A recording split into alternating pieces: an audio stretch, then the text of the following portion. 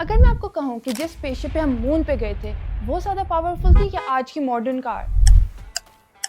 Video के title से तो आपको स्पॉइलर मिल ही गया होगा। इसके बारे में ज़रा सोचें। द अपोलो गाइडेंस कंप्यूटर, जिससे अपोलो 11 मून लैंडिंग हुई थी in 1969, Tesla's twin chips and combined 72 teraflops, उसकी फैंसी टेक्नोलॉजी उससे 150 मिलियन टाइम ज़्यादा पावरफुल थी। जिधर अपोलो एक सेकेंड में 40,000 इंस्ट्रक्शंस कर सकता था, आजकल की car take billions of instructions process कर सकती है every single second. The power is mind blowing. But इतनी ज़्यादा प्रोसेसिंग पावर हमें चाहिए ही क्यों? पहले ज़माने में गाड़ी को समझना काफ़ी आसान था। एक इंजन जिससे फ्यूल की कंबशन से पावर मिलती, तो वो यही पावर ट्रांसमिशन के थ्रू व्हील्स तक पहुंचा देता है, जो स्टीयरिंग एंड ब्रेक से कंट्रोल होता है एंड बात खत्म। बट आजकल की गाड़ियों में इतने ज़्यादा इलेक्ट्रॉनिक्स एंड टेक कंपोनेंट्स हैं कि शायद एक वीडियो में कवर करना बहुत मुश्किल है, बट आई विल ट्राई। सबसे पहले the engine control unit. If the engine is the heart of the car, तो the ECU is like the central nervous system of the engine. ये एक बहुत छोटा सा लेकिन बहुत ही स्पेशलाइज्ड कंप्यूटर है जो रियल टाइम में मिलियंस ऑफ डिसीजंस ले रहा होता है ताकि इंजन अपनी ऑप्टिमल परफॉर्मेंस पे रहे। ये इंजन की हर एक्टिविटी को सेंस करता है। इससे बहुत सारे sensors constantly oxygen levels, throttle position, engine temperature जैसी चीजें चेक करता रहता है। इसको हर टाइम पता चल रहा होता है कि इंजन में चल क्या रहा है। इन सेंसर्स के थ्रू वो स्प्लिट सेकंड्स में एडजस्टमेंट्स करता है। डाटा का इस्तेमाल करके ट्यूनिंग करता है कि कितना फ्यूल इंजेक्ट करना चाहिए, स्पार्क प्लग इग्नाइट कब होना चाहिए, कितनी एयर इनटेक करनी है एंड एग्जॉस्ट गैसेस को कैसे साफ रखना है। हैवी ट्रैफिक में गाड़ी अलग तरह से चलती है एंड मोटरवे में अलग तरह से, तो इंजन की परफॉर्मेंस भी दोनों सिचुएशंस में अलग होगी, राइट? इन डिफरेंट सिनेरियोज में डिफरेंट तरह की परफॉर्मेंसेस ECU ही ऑप्टिमाइज करता है। पहले जमाने में इंजन के पार्ट्स काफी मैकेनिकल थे, जैसे कार्बोरेटर्स जो काफी क्रूड थे। ECU की वजह से इंजन आज के बहुत ज्यादा एफिशिएंट होते हैं एंड कार्बोरेटर्स रियल टाइम एडजस्टमेंट्स नहीं कर पाते थे। आपको कभी इस तरह का लगा है कि आपके दोस्त और आपके पास सेम गाड़ी है लेकिन उनको चलाने में ड्राइविंग फील बहुत फर्क है? यही ECU करता है। ECUs हर टाइम अडेप्ट करते रहते हैं। जैसे हर किसी की ड्राइविंग हैबिट्स फर्क होती हैं, इस तरह ECU इंजन की परफॉर्मेंस को भी फर्क करता है। जब भी कोई चीज़ खराब होती है तो ECU को सबसे पहले पता चलता है, इसलिए जब भी आप गाड़ी मैकेनिक के पास लेके जाते हैं तो वो सबसे पहले कंप्यूटर में इश्यूज ढूंढता है। जब आप एक्सेलरेटर दबाते हो तो आप डायरेक्टली गाड़ी को कंट्रोल नहीं कर रहे, आप एक्चुअली ECU को बता रहे हो कि भाई इंजन को कहो कि मुझे और पावर चाहिए। आज की हाईटेक गाड़ियों में रियल टाइम सॉफ्टवेयर अपडेट्स भी आते हैं। टेस्ला ने 2022 में एक अपडेट भेजा जिससे 0 to 100 km/h टाइम इंप्रूव हो गया। मतलब आप सुबह उठे एंड आपकी गाड़ी बेहतर एक्सेलरेट कर रही है एंड आपने कुछ भी नहीं किया। ये ऑनेस्टली किसी वीडियो गेम से कम नहीं है। स्पीकिंग ऑफ वीडियो गेम्स, गाड़ियाँ अब खुद चलती हैं। आई थिंक जब तक मैं खुद एक सेल्फ ड्राइविंग गाड़ी में नहीं बैठूंगी तो मैं ये बात नहीं मान सकती। I'm just kidding. इस टेक्नोलॉजी पे 1950 से काम चल रहा है। In 1995 में पहली बार कार्नेगी मेलन यूनिवर्सिटी की Navlab 5 first self steering car थी। इसकी speed and braking researchers control कर रहे थे, but it's still pretty cool.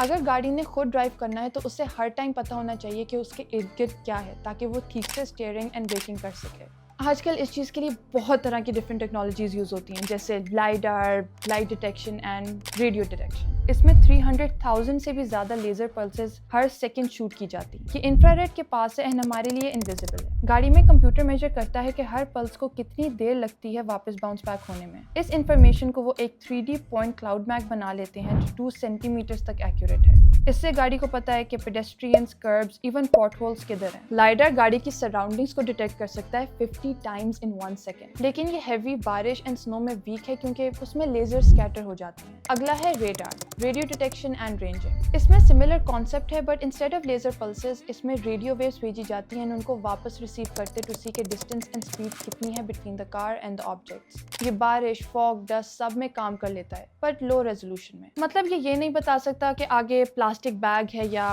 पत्थर। अगर एक फॉगी हाईवे में आपके सामने कोई 200 मीटर दूर एक ट्रक रुका है तो यहाँ पे शायद लाइडार फेल कर जाए बट रेडार ये डिटेक्ट कर सकता है। ये इकलौता सेंसर है जो कलर्स के बीच में डिफरेंशिएट कर सकता है, तो उसको पता होगा कि आगे रेड लाइट है या ग्रीन। एंड ये ग्लेयर और सनसेट शैडो से वीक हो जाता है। टेस्ला में कैमरास एंड रेडार्स का मिक्स इस्तेमाल होता है। वो कंट्रोवर्शियली लाइडार इस्तेमाल नहीं करते। LiDAR is a fool's errand, and anyone relying on LiDAR is doomed. और वेमा and cruise, the leading self driving car company, तीनों इस्तेमाल करती हैं। स्मार्ट, बट एक चीज़ है जो सेल्फ ड्राइविंग कार्स भी नहीं कर सकती। Subscribe to my channel.